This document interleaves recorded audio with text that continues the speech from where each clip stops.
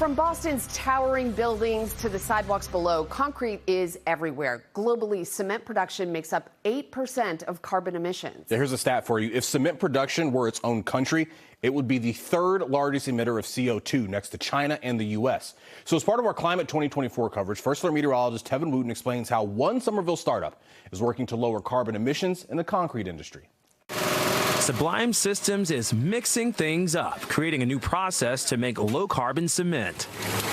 Today's cement is made in massive fossil-fueled kilns, and it's made from a mineral called limestone, which is 50% by weight CO2. Sublime gets around this problem by breaking down minerals in a different way. We like to call ourselves the electric vehicle of cement making. We're replacing the high temperature, the fossil fuels, and the combustion with an ambient temperature process for achieving the same objective. So we can actually use other minerals besides limestone. So we're avoiding all sources of CO2 emissions. The Somerville startup first proved their theory with an almond-sized piece of cement. If you're not at scale, you're invisible. Today, Sublime Systems produces 250 tons a year. And with an $87 million co-op agreement from the Department of Energy, Ellis has hopes of setting a production milestone of 30,000 tons at its future home in Holyoke.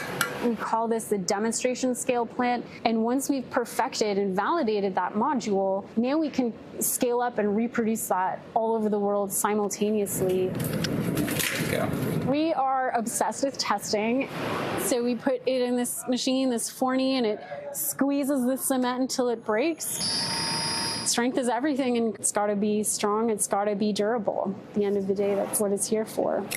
We test it in our lab. Then we send it to a third party. They test it, and we make sure those results match. Then we send it to our customer, and they test it both in the lab and outside the lab in so many different ways. They passed all the tests. We're very proud to be the first commercial application of Sublime Systems concrete product anywhere in the world. Though not in the entire facility, Sublime's concrete is in use today on the bottom floor of One Boston Wharf, a WS development leased by Amazon. The pour went really well. Nobody could tell that this cement was different from any other type of cement they'd seen. We really look forward to incorporating it also into future projects, including at larger scales, so that we can continue to try to show the development and construction industry what's possible in terms of a carbon-free future. Tevin Wooten, NBC 10 Boston.